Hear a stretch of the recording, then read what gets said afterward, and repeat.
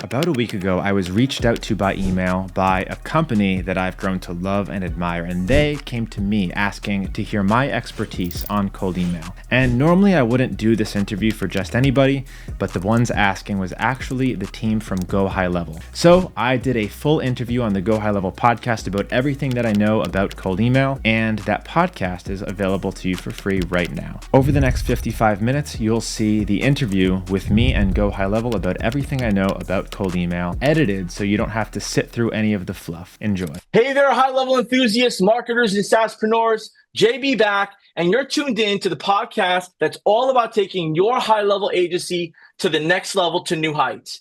Each week, I bring in top industry experts who delve into strategies, successes, specifically for high-level users to get their game up to the next level, but most importantly, to attract more customers, level up their knowledge, and supercharge their high level with new strategies. So we've got you covered today with the special episode that people tend to ask often about, which is about cold email. John, how do I leverage cold email? So today's episode is supercharging your high level agency with cold email mastery. And we brought in Dr. Jay Fellman, aka Lead Gen J, to delve into a piece of what he went over in his 4-hour masterclass that he had launched some time back. So with cold email being the top of mind here, I just want to make sure that you all understand here that we're about to go into a topic that there's a lot of rules, regulations, best practices. So what we go over here is for you to do some additional research and to understand how it fits into your market. And as high-level users, we always know that you're looking to generate more leads. So we put this together to get you at least thought process started. So without further ado, I'd love to introduce you to you, Dr. Jay Fellman, Lead Gen J out of Florida, man. Welcome, bro. We've been talking back and forth. Great to connect. Little fist John, bump what's there. up, brother? Fist bump.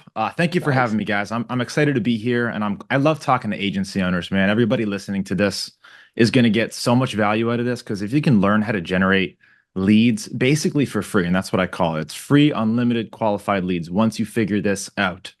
So I hope to touch on a lot of that. I'm excited to be here and give some value. Long-time high-level customer myself. I run a cold email agency, and we give all of our clients high-level accounts. So hopefully we're talking directly to a lot of people just like me. So I'm excited. And that was a fun fact that I just found out here right before we started recording, right? This was just, when I started following your content early on in my journey, I was just looking for people that's, spitfire, action items, and there was no fluff. And you consistently done that. So when this opportunity came up, I said, let me see if we can make something happen. So we put together 3 talking points here for the audience. If you're tuning in live, comment below cold email. And let's just get this engagement going here so that we can get Jay, pumped up to be excited about sharing some of these things that I'm going to try to get us into, get a little bit more of those details that weren't available on his masterclass. So topic 1, if you're okay with this, Jay, is crafting the perfect cold email sequence, right, for your clients using high level and other tools to support it. The second one, which is something we spoke about briefly, was leveraging AI. AI is powerful, the personalization, but without compromising that authenticity, like that authentic realness, which today is being duplicated in so many different directions. You don't know what you don't know. And then third is scaling your cold email efforts while maintaining quality and compliance. Powerful stuff, man. I know you've got your own stories that are out and about through people that you know and the industry. It can get scary. So again, it's important that if you're listening to this, you're taking some notes and you're doing some due diligence, some research, and some preparation before you start pressing the mass send button. This is just to get the word out, but in a strategic way, right? So enough of the disclaimers. I think we've covered that. Look, Jay, if you're okay with it, man, if you could share with the audience who may not be familiar with you. You mentioned you're a high-level user for some years already. Where Yes, are sir. you at in the country? Where are you at in the world? And how did you get into this digital marketing, citizenship that we call out here? Yeah, happy to answer. And just for a little context, currently running a marketing agency. It's how I learned cold email. We're doing about 600,000 a month. We've got 2 office buildings that we own, one in St. Petersburg, Florida, one in Orlando, Florida. Got about 60 staff. And growing that marketing agency is why I had to learn how to do cold email. But kind of before that, I went through a little bit of a roller coaster of a journey. For any of the white collar professionals that are listening to this, hating their desk jobs, this might be a good one for you. Went all the way through medical school. So did medical school up in New York City. About halfway in is when I started that marketing agency. We were working with hospitals, clinics, doctors, med tech companies, and working on their social media growth hacking. Cold email was a part of it. PR was a part of it. Paid ads was a part of it. So I actually learned a lot of that stuff while I was in school. And then I do my residency as a family doctor. We're 1 year in. I'm trying to balance both things, making more than every doctor that's in the hospital. So I'm like, what the hell am I doing here? So eventually left after year one and went all into business and started with zero funding. We're like, how the hell are we supposed to compete with these marketing agencies that have been around for 100 years that are already investing all of this money in paid ads, in PR and SEO? It's tough to compete, and I'm sure a lot of the listeners can understand that. They feel that. So one of the ways that I found to compete was getting really, really good at cold outreach. Cold outreach is essentially free, and there's a lot of forms of it. Door knocking is cold outreach. Shooting someone an Instagram DM is cold outreach. Texting somebody. But we have to figure out how to automate as much of it as possible, to have as much data coming in as possible, and to figure out the highest converting message that you're going to send. And I'm not going to lie and say it's easy because it's not. There's a lot of stuff that you need to get right in order for it to work. And there's a lot of people doing it. So you're competing against a lot of other cold email marketers out there, including myself. But if you can understand kind of the fundamentals and the strategies that I teach, it's impossible not to make money because it's such a low barrier to entry and so cheap to do. Obviously, being a marketer, you have, Otter PR, Yes. which, the other agency you have, you go with the Lead Gen J as your personal brand. Um, are you niching down? Are you a generalist right now, helping agencies with cold email marketing? Are you helping, businesses? Like, what's that avatar look like for you? It's been an ongoing battle for me as well. Monday through Friday, I'm in the office 9 to 5, working on building my agency. My agency specializes in social media, PR, and SEO. Now, because I've gotten good at this stuff over the years, I actually started teaching like a year and a half ago. That's the foundation of Lead Gen J, my YouTube channel, which is just me. I've been operating that on my own, and I didn't really have a goal to like launch an offer and build a business around that. I was just trying to give some value on YouTube, and obviously, amazing people like you have found it. So it's been one of the most fulfilling things that I've done.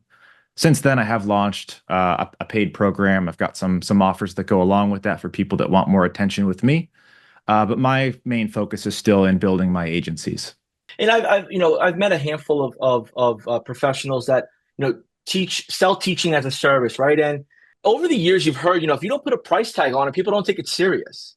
If Right. you don't put a price tag on it, people don't commit to it, right? And then there's a handful of people that say, well, why is he charging so much money, or why do they charge for that if it's on the internet, right? So it's that combination of both. If you can, for those that might be listening in that have that calling for teaching and helping and sharing like what you do online and what others are doing, how do you really balance? Because you have your other business, you have two buildings, you have people that rely on you to make payroll, and then you have customers you have to serve. Like, how do you find a way to have fun doing this? So I think one of the biggest problems with the e-learning and entrepreneur community right now is people are starting and launching these courses to make money as their primary business. And they're teaching something that they've never actually implemented in real life. And I think that's why, like you said, spitting fire, no fluff. I've actually done this stuff. So if I'm going to recommend that people start making content, launch a YouTube channel, I will say the same thing that kind of Hermosi says, which is you do it once you've got the expertise and you're coming from a place of experience. That way, you're actually going to provide value. And for those of you that have been tricked into buying courses from people that kind of do what I just said, they just launched a course to launch a course, and their primary revenue stream is that course. That's what you better believe they're going to dedicate all of their time to, is not the thing they're teaching in the course, but how to sell more courses. So it's a very different world. But once you're an expert in something, I think one of the most rewarding things that you can do is give back and help people who are learning. What I've done with YouTube and my school community has been the most rewarding thing that I've done in my business career to date. It's important I like to dig a little deeper with our guests because, we come up with these great topics, and they're topics that are relevant to what people need help with now.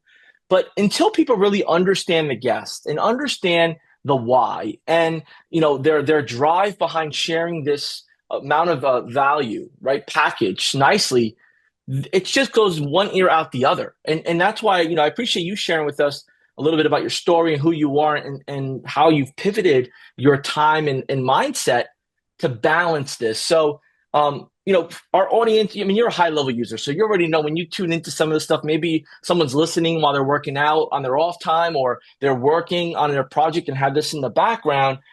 Before I get clicked off here, I'm going to get right into the meats and potato of what people are wanting. So All right, let's let's start with deliver on the title. let's deliver on the title, right? Amen. So crafting the perfect cold email sequence. Tell me like a little bit of how you unpack that as a marketer teaching a mentee marketer. What does that It's mean? complicated. Writing cold emails is complicated. And back in the day, you could just put in a subject line, question, John, and everyone would answer it. Would get a, 80% open rate. But as people like me, and I probably take partial responsibility for this, start teaching this thing that works on YouTube, before you know it, tens of thousands of people are doing the same thing. And then it stops working. People get used to that messaging. The ISPs, where the emails come in and out, will start recognizing common phrases and they'll start sending those common phrases to spam. So the best thing that I could advise anyone listening to this to do is to, and I hate saying this because it's boring, but like kind of learn the fundamentals and psychology of marketing. Your goal with a cold email is to pique somebody's interest just enough to open that email. And you only have one shot to pique their interest. That's the subject line and the first line of the email. It should be somewhat personalized, even if it's the name, like that's the bare minimum. But using AI, we can do a lot of cool stuff, and we'll get to that in a second.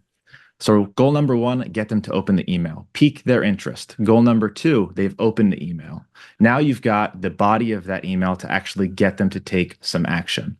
And people have a short attention span, and they don't want you emailing them. So you have to think really carefully about what you want to include in that body, how long you want it to be. So what I like to think about is social proof really quickly, 1 to 2 sentences. What you're there for, what you do really quickly, 1 to 2 sentences. And then as simple as your call to action can possibly be, the better. If you're asking them for a 30-minute meeting, that's a high barrier to entry. That's a big ask for someone that doesn't know who you are. So start with something small. Respond yes if you're interested. Can I send this information over to you? Respond yes if you want me to send it. So keeping the call to action as simple as possible so the person on the other side doesn't have to commit to anything and doesn't have to give you a lengthy reply. You do all that right in addition to the technical stuff, and you're reaching the right person, and you've got an offer that people care about. Those are obviously very important things. And then you follow those simple rules, you're going to have success with cold email, but it's easier said than done. Absolutely. And that's why, we're going to try to unpack as much as we can here within reason. And we'll have some additional resources to connect with Jay and just really be able to organically consume this at your own pace. Because again, and just for your experience, I mean, Jay, how long does it really kind of take for this to like even start to resonate as a new person getting into the cold email fundamentals? Like based on your experience, is this like a 1 week thing, or are we talking like a 24-week thing, or does it really depend on the mind and everything around that person's interest? So yes, it depends on the mind, but it also mostly depends on how all in somebody goes into something. Just like any other form of marketing, if you want to be an SEO expert, if you want to be a Facebook ads expert, you're not going to be able to run through my 4-hour masterclass and be an expert overnight. Even if all the information's there, there's a lot of nuance and a lot of stuff that you're going to miss and unanswered questions that can only be figured out through like going through my one-on-one consults with some of my cold email students, going through my copywriting sessions where I like take offers and write copy for all of them. There's a lot of nuance there. Yeah. But having worked with about 1,000 students, I'd say if somebody goes all in, you can have a cold email machine up and running in about a week. It's not going to be perfect. You fine tune this thing week after week, and after about a month, if you're committed to it, you'll have a working cold email machine that is printing you money. When we talk about cold email machine and we talk about this, this system running, could you just articulate a little bit more in depth? What is a machine? Is this like a server at a co-location space? Is this a separate computer? Is this leveraging, cloud software? When you start to hear this episode, you're like, man, this is like a big operation here we're about to jump into. I just want to make sure that I'm sure that you could go in depth, right? Depending on the type of business and the regulations in your industry. But how does somebody start to just get the word out in mass without going to the spam box every time? Could you break down a few minutes without interruption, kind of like that crash course? Sure. And we'll try and break it down as simple as possible. You need emails to send emails to, which means you need contact information, you need names, you need the email address. It's good to have the name of the company, the location. So you need to find those somewhere. So typically we go to a B2B contact database like Apollo IO or Zoom Info. There's a lot of them out there. You can pick one. And if you're interested in getting like low cost data, join my program. So you need the emails. You need a way to send the emails. That is going to be a software. You can use Go High Level for cold email, but to be honest with you, it's not optimized for it. So I've got my own recommendation there. And And just then, pause there real quick. yes, Also we had talked about this briefly offline. There are with the domain, your domain name, right, being typically what people log into and where your transactional emails come from, and everything associated with your actual like business transactions, like through Stripe or whatever you're using. You don't want to quote unquote burn that domain or penalize that domain. That's the important part of it because sometimes people may think, oh, well, he's probably got his own program that he wants to tell us. No, this is more of a systems and technicality that we're trying to be proactive with. Is that correct. fair to say? Yes. And the Okay. third piece of that puzzle, you need the software to deliver the emails, you need the database. The third thing is you need an ISP to actually send the emails, like Google, like Microsoft Outlook. We don't use Zoho anymore, but that's one that we used to. And to create those mailing addresses, and they're disposable. Treat them as disposable for cold email. You do not want to use your primary domain for this. So if my domain is leadgenj.com, I don't want to send cold emails from that domain because if people are marking that as spam, now I could get blacklisted on my primary domain, and that is very bad for business. So you want to buy other domains like myleadgenj.com, getleadgenj.com, and then create different sender addresses attached to that domain. Typically, I recommend people start with 10 domains and 30 mailing addresses. So three email senders per domain. And then each one is going to send between 30 and 50 emails per day. With those numbers, you get about 1,000 emails per day.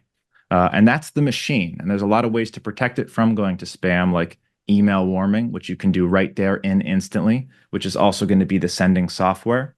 There's DNS records that need to be set up correctly within the domain. If those aren't set up correctly, you'll get blacklisted and go to spam. So there is a lot of technical infrastructure that needs to be right, needs to be dialed in for this to work. But to be honest, that's the easy part. That's just follow step one, step two, step three. The hard part is the offer. Who are we going to send emails to and what are we going to say? Early on, when I watched your videos prior, maybe about 12 months or 18 months ago, I ended up registering a handful of Google domains. And then it said, well, you should also get a bunch of Outlook domains because, these ISPs are going head to head. One's letting their people in and others are not. So you need a nice diversity of, I guess, what you call the top two, right? The Outlook and Google Gmail domains. And then as I was learning about it, I came across you made some recommendations of a few different softwares, and I ended up using the one that you had mentioned before instantly. But the mistake I made was I never saved all the passwords. Like I got so excited on doing this. So something so minor is making sure you have your Excel sheet, you save all your passwords and your Right. logins, This is the and you set up. nuance. I was like, oh man, because it takes time to do this, Jay. I mean, you Yeah. obviously know it's like 8 to 10 minutes easily if you don't know the steps one by one. But I say that to say this, that you're teaching a way that's not like a black hat hacker way. This is a way that you're just leveraging the main top two providers that are out there, and you're sending emails in a compliant way, but you're sending them in small amounts versus pressing a button and blasting them all at once as if it was like a DNS attack. No, you're absolutely right. And when people are thinking about what provider to choose, Google or Outlook, there is a justification for what you said. And a lot of platforms like Instantly will actually do provider matching. So you upload a list of emails, and it will actually use your Google sender accounts to only email the Google recipients. It'll use only the Microsoft to deliver only to Microsoft recipients, and that will increase deliverability rates. But yeah, there's a whole industry built around this. It's not black hat. There's, billions of dollars in this. Salesforce uses cold email. HubSpot uses cold email. A lot of the biggest, I don't know if you guys do. Does Go High Level use cold email? Do you know? To be honest with you, I'm not privy to understand that. It's way too deep. But when I was Yeah. at some other companies, and publicly traded company, and one that just got VC'd at that time, they used a process to grab from databases and make introductions, whether Yep. it was SDRs, BDRs, and they also went through the issues of having to do DKIM, SPF, and all these different nuances to get these emails going. And those accounts would get suspended too. Yeah, if you don't follow like best practices, it's going to be a matter of time before the domains get trashed, the senders get trashed. That's why you Yeah. need to be very careful from the beginning not to use your primary domain, and it's all a learning experience. And I've done videos as to like find out why, what happened, what did I do wrong? Did I not include an unsubscribe link in the email? Did I include like words that were triggering spam filters from the incoming ISPs? Like you can't just say 100% guaranteed in a cold email. You can't say make money in a cold email because they're going to find those words, flag them, and send that email to spam. And if you send it enough times, the whole domain gets blacklisted. There's a lot of technicalities there, but Absolutely. And absolutely, we don't have all the time. Right? And yeah, I believe you're alluding to this. Like, John, I don't want to let the audience down here, but we can't go through a whole chapter one because that alone is just the intro here. So I get it. When it comes to the actual implementation of these systems, and then people will do research, right? So you said there's a whole business industry around this, yes. and people are offering different ways, different services, different pricing. For someone that's looking into this, right? They just do some due diligence. What are some things based on your experience that you should say, look, if this sounds too good to be true, it is, right? Just be aware of this, be aware of that. Is there anything you could share as a best practice or advice? Because as you know, at high level users, man, we do our own research and our own looking around. We're very self sufficient here. No, it's great. No, I can give you some best practices, tools to One use, or things two. to avoid. Well, yeah, Uh, things to avoid, and maybe like not falling for the trap of, oh, this company could do everything for me, for this or that. Like the bait switches. And cold email agencies, you just mentioned do everything for me, the done for you thing. Some are great, some are not. We run one.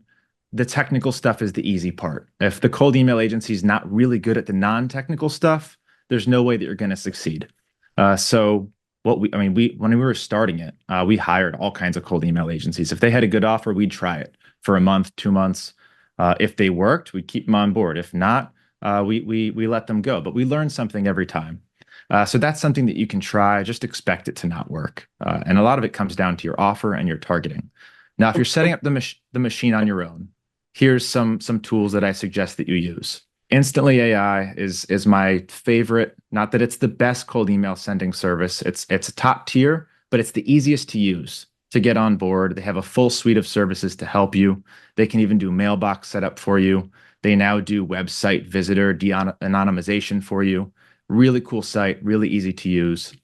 In terms of getting data, Instantly has built-in data. It's relatively affordable, but I like to use Apollo.io. A little bit more advanced. It has more data. It's a first-hand data source versus Apollo or versus Instantly's data, which I think is taking it from places like Apollo and ZoomInfo. So Apollo.io, and if you use a site called trustedleads.io, you can actually get that Apollo data kind of scraped for a very low cost. So those are two tools that I like to pair together. Just on data, what is your opinion or is this an old best practice of scraping Google business listings? I've seen and heard that very often. People scraping the Google listings or going through the listing sites like through yellowpages.com and these type of directories. Any opinion on that, or Great what do you? practice for anyone who sells locally. Scrape Google Maps. There's a tool called Lead-Sniper that we use to do that.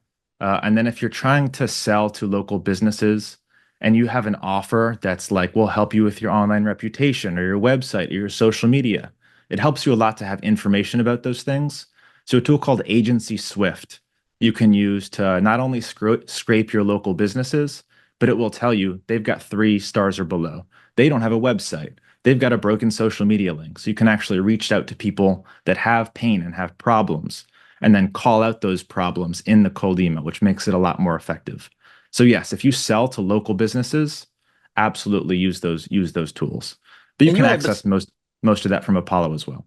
yeah, and you had said before, and I'm just trying to grab these nuggets because you know, Please.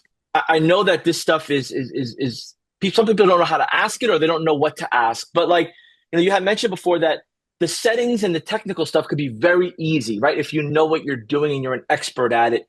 The hard part is the messaging, the offer, piecing everything together, right? So you mentioned with the local businesses, right? That's a good source because they're speaking the language and it's that audience that you want to help anyway in your local market. Where you might use some of those other programs you had mentioned would be maybe from maybe a mid market or enterprise, and your audience there might be VPs, directors, senior leaders. So that messaging and offer has to be different. I appreciate you touching on it because it helps just frame it because sometimes we'll just kind of grab everything and just say, hopefully it works. Right.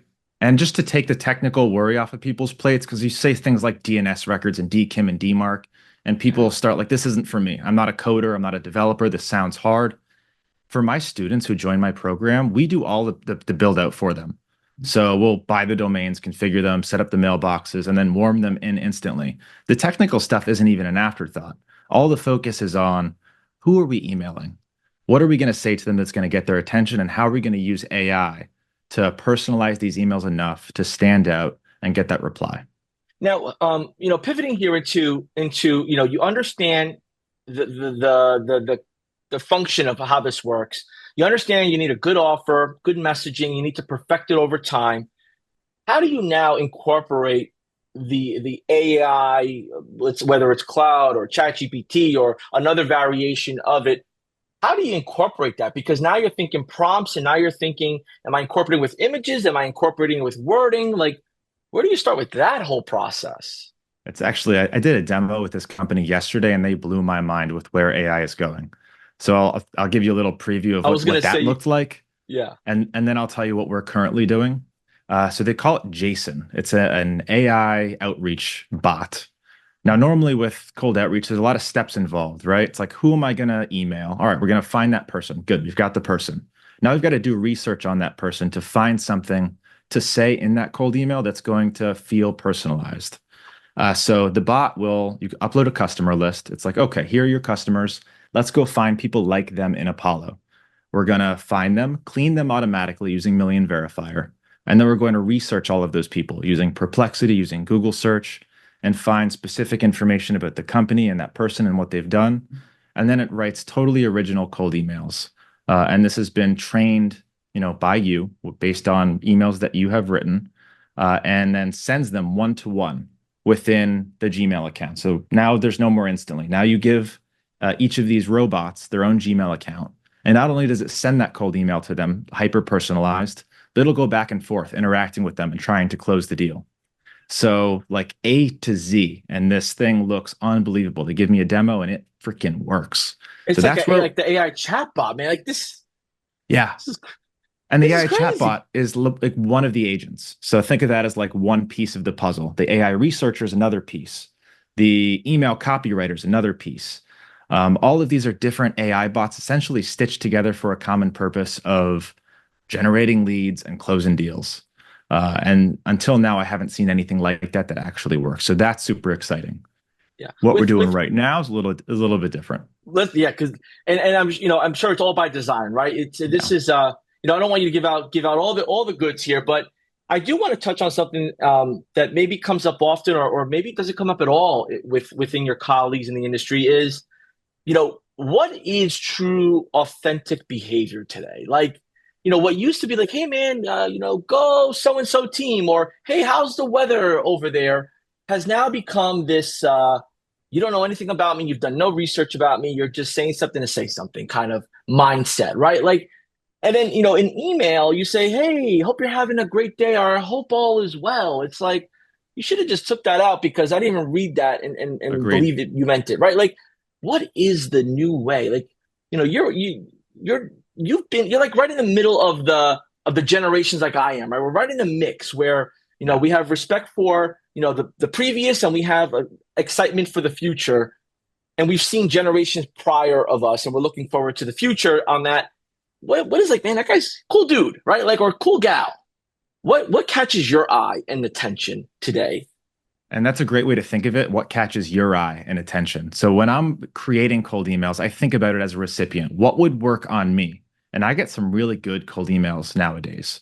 So Gen 1 personalization was Mhm. like, love what you're building. Great, great business. I love what company is doing. They'll insert like the company variable. That stuff's totally dead. If you're just going to say, great work with company, you may as well just cut it out of there. Gen 2 was actually kind of cool. This was like 3, 4 years ago. There were tools like Line AI or QuickLine, and these would actually, you'd upload a data sheet and it would go through and open up like the LinkedIn profiles for all these people. And it would find where that person's from, it would find where they went to college, and it would generate first lines like, if it looked at mine, be like, go Gators. Or it would say, saw you're from Parkland, Florida, like, love the swans there. Just something relevant to like your college or your city based on very publicly accessible data. Gen 3, which is like where we're at now, Mhm. is actually doing research into those companies and those people using AI. So opening up the websites, opening up the LinkedIn, searching Google, searching Perplexity, using AI for those people and those companies, and then finding something that makes it feel like that person must have done research on me. There's no way that that was generated by AI. And now I'm talking about, I saw your recent partnership with X, Y, and Z. It was just posted about in this article or this video, and then ask a question related to it. Like the only way they would know that is if they actually Googled me and searched it. Now that's all being done with AI. And then Gen 4 is what I just talked about. It's just going to be full on. You're going to have no idea it's created by AI. They're pulling from active sources. They're scraping like multiple sites on the internet, and then they're doing all of the back and forth as well. I feel like the AI is making up for the rushing we did early on. Like early on, we should have took the time, look at the information. Back in the day, it's like, actually writing your homework down with a pencil, right? And doing the Yeah. sharpening. And we flew by that in sales and marketing. We just said, skip that. That's not, I don't have time for it. And now AI is picking up that, I guess, almost resetting it, that Yeah. detailed research. Like it's almost like going back to the library where maybe some libraries are obsolete or empty in your area, right? So interesting on that. And, What's really interesting, just want to add one more thing here. go absolutely. A lot of us cold emailers are really nervous about, all right, Google and Microsoft, like they're advanced. They own their own AI models. At what point are they going to start screening these incoming emails and saying, okay, that's a cold email. That was written by AI. And I think that's kind of coming. I feel like we're starting to see some of that, but they're going to have no chance against these next gen AI tools that are actually doing the research and crafting unique messages for each recipient. I don't know what the hell they're going to do because they can't detect most AI content if it's humanized, and if it's truly personalized. Like how are they? They're going to have no chance. So if you're up to date on the newest AI technology, that's not even a fear I have. I think it's like fishing with dynamite right now with cold email if you know what to do. The benefit is that we're in a parasocial relationship with each other where we're telling our lives publicly where it used to be super private. Our profiles are open. We're sharing stories. So if done right, you're looking for a certain avatar or a high profile client, potential client, the AI should be able to go to their profile and go to their podcast and go to their YouTube and really pull a story together that you can say, hey, look, here we go. And Yep. before we connected, right? Like as much as I enjoy your content, like I personally didn't commit 4 hours to it yet, right? But I grabbed the transcript. I put the transcript in two versions of AI. I grabbed some of the important points and then I put some of my own expertise and experience and start curtailing those questions to really be helpful to our community. And is that inauthentic? Well, there might be opinions around it, right? Well, you're just kind of asking random questions. But if you know enough, right, you can build upon it. And I think that's what you're sharing briefly is like know enough about a business that it shares that you care rather than just sending a blanket email with a copy paste general statement because that's not how business is done anyway. So I appreciate, man, just us having this conversation. I forgot we're actually recording. I mean, we're just at it here, man, This is a and and blast for me. I love this. and I appreciate it because these are things that we would have in a small mastermind, right? Like we have a couple masterminds here at high level. You're familiar with them. When people come in, they pay a premium, and they want to absorb information from those that are doing it already. So Yes. I appreciate that part. And as we start getting into this next level, right? We got enough about the foundation, some of the best practices, things to be aware, the future of Gen 1 through Gen 4, a bunch of tools that are out there that could be equal to a car payment before you know it if you buy everything you see, right? But it doesn't change that you need a good offer, is the Right. takeaway, great offer, and the messaging around the offer, what catches people's eyes and attention.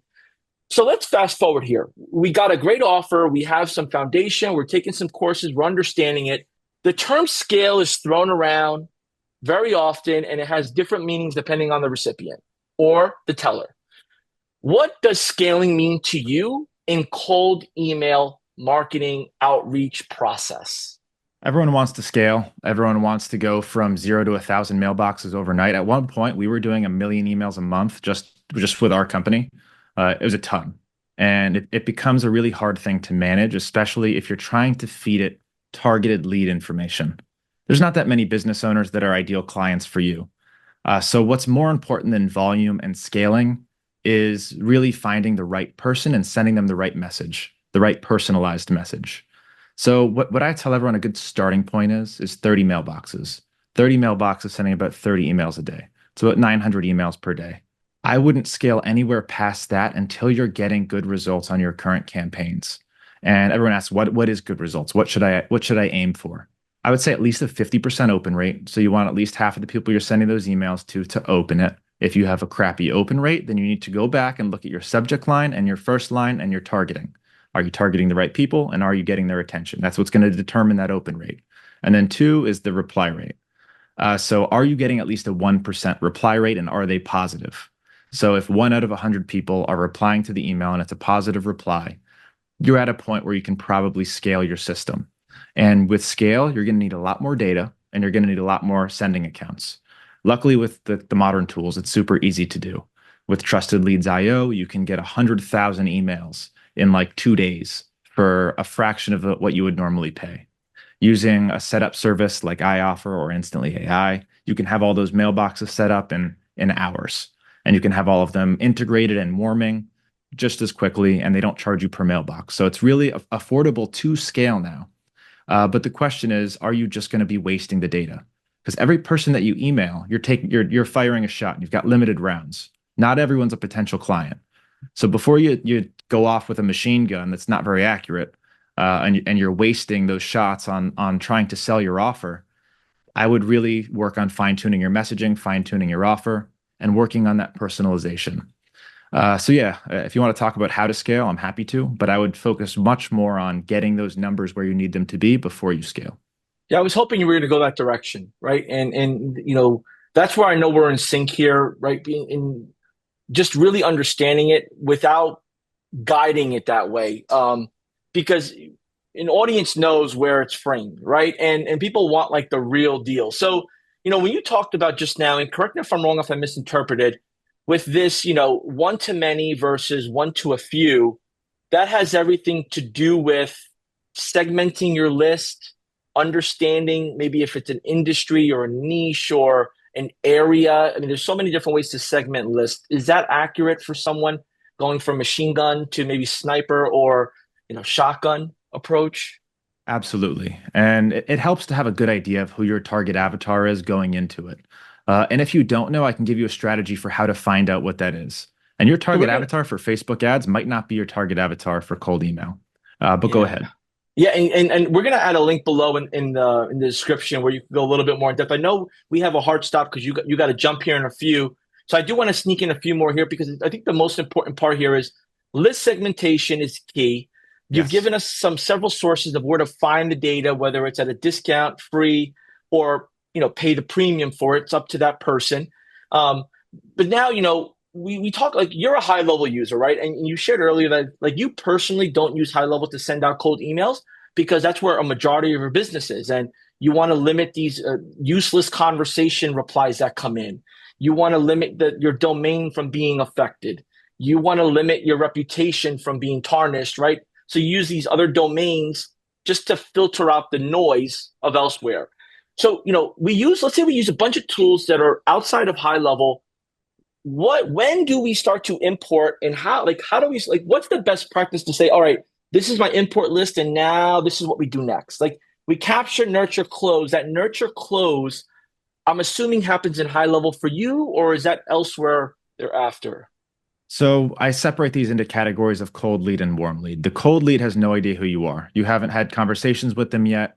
That's where we're going to be uploading that list of people who don't know who we are into Instantly and letting our cold email sequence run its course. Within Instantly, they have their CRM, they have their Unibox. We treat that as our cold CRM and our cold Unibox. We'll do all of the conversations and replies in there because when they reply to us, we can then reply to them from the same email that they sent that email to. Very key for cold email, very key. And you can do that within Instantly. Now, when that cold lead becomes a warm lead is the question. The rule that I like to follow isn't when they express interest. For us, it's when they take some sort of action, whatever action that we want them to take. In a lot of cases, it's booking a call on our Calendly. In a lot of cases, it's grabbing a lead magnet or an opt-in form. So we'll have a team in Instantly trying to get them to closer to take that action. Send them the link to the opt-in form, send them a link to the calendar. And then all of those things, the opt-in form's built in Go High Level. So if they opt in, boom, they get put into our nurture sequence in Go High Level. If they book a call on Calendly, Zapier automation runs, send that lead into Go High Level to be nurtured and reminded and everything that you would do with someone who books a call. But that's where I really make that distinction. I like to keep it in Instantly as a cold lead until they take some sort of action that we want them to take. At that point, all further communication happens from our primary domain with our real team and real Gmail, and all of the follow-ups that they're going to get is from Go High Level. I've seen that in some of the videos you've shared, but also in other areas. So, when we go that route of transfer, like you have a team that just focuses on that inbox, that the cold, it's like your cold Yep. setup team, right? That's a whole other job in art. What is your experience, opinion, best practice, or just feedback on incorporating links initially as part of the cold outreach, Giphies, and images? Is that something that is trickled in after the initial response?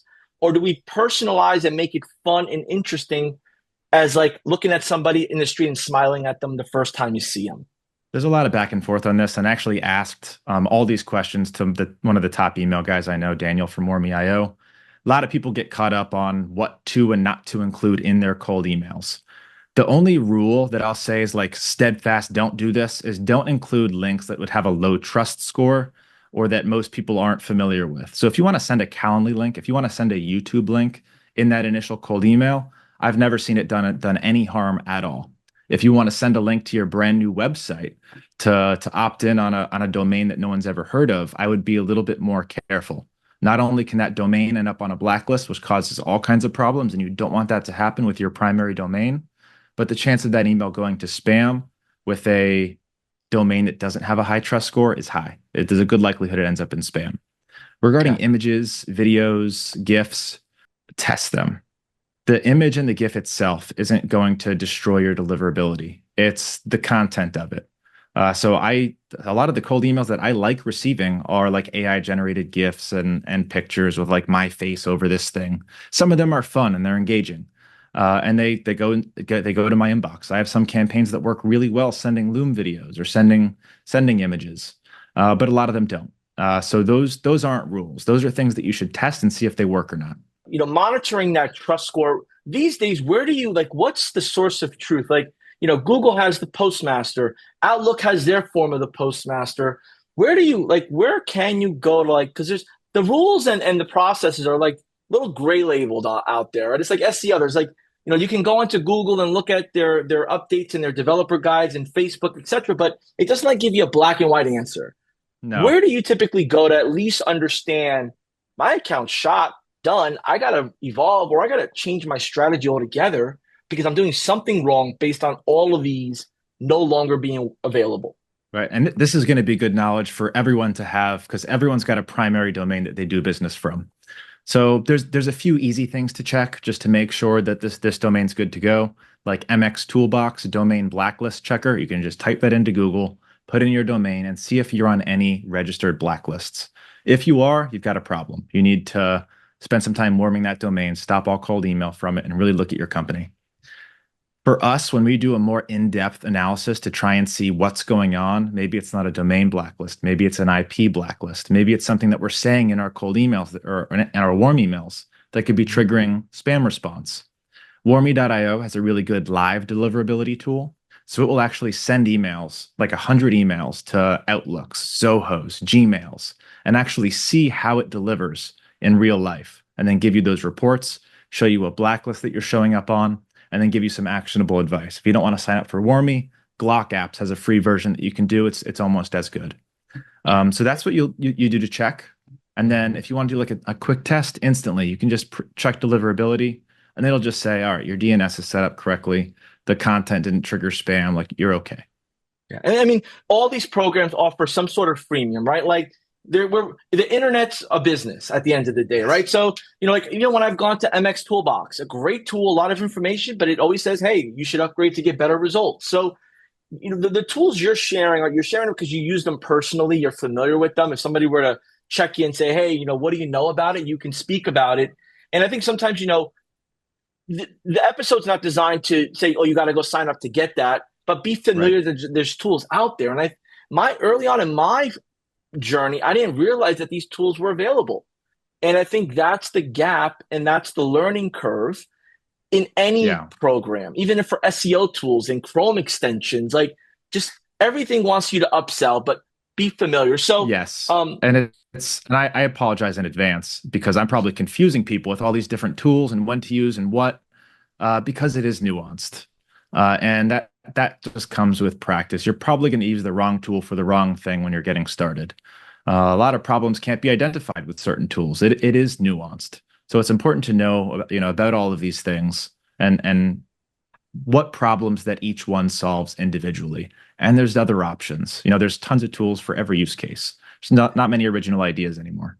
There isn't, and even like I think when high level really started to expand and attract professionals like yourself and others that running businesses on the internet, that's where the aha moment came for those marketers, when really an all-in-one, because typically, like every other industry is piecing things together Frankenstein style. Yes. Like we used to as marketers early on, right? And you've been around some big softwares, and you've had your share of investments, right? So it's that, man, I just wish they had an all-in-one for email marketing. And when that happens, it's going to be great. But I think, for our audience, if you could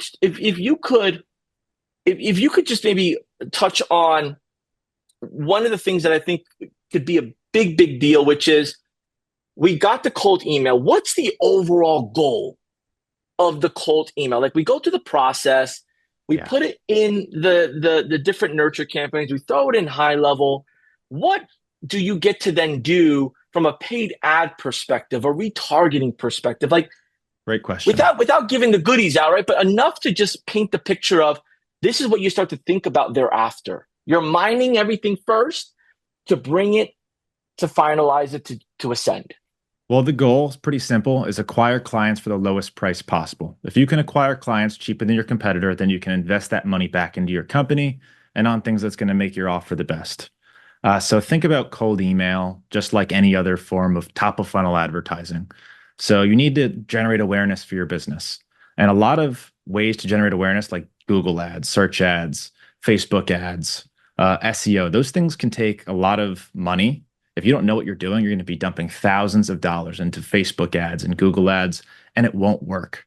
But you need to generate that awareness. Cold email is a way to generate that awareness.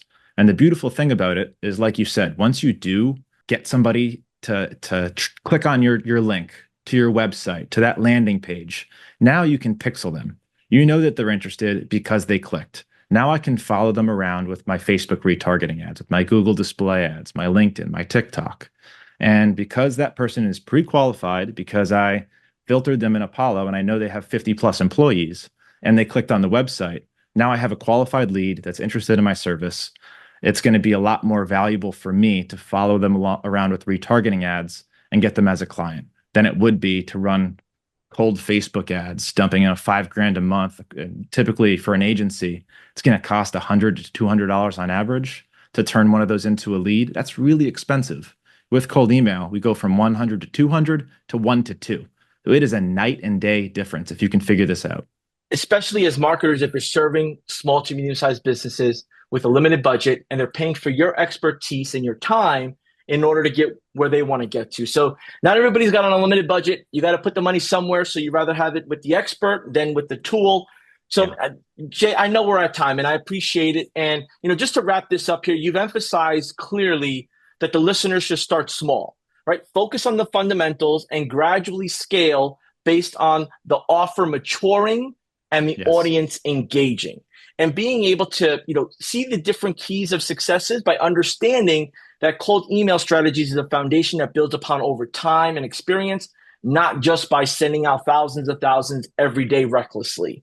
And then I guess you had mentioned here, like, pivoting into nurturing and maintaining it with the high level workflows, but more importantly, adding personality. And then, like you just finished up now, retargeting.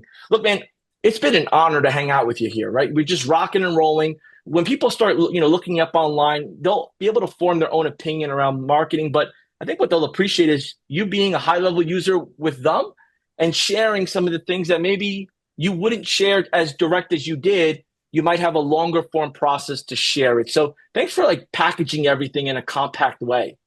No, I love answering questions for people who have done their research. I feel like a lot of my students would even get value from this.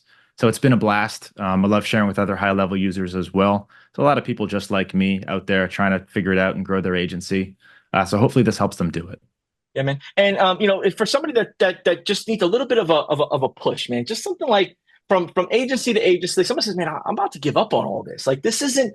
I'm exhausted of this new age of chasing customers and leads. Could you share a little bit of inspiration or just that nudge? I mean, the big one is that I was there.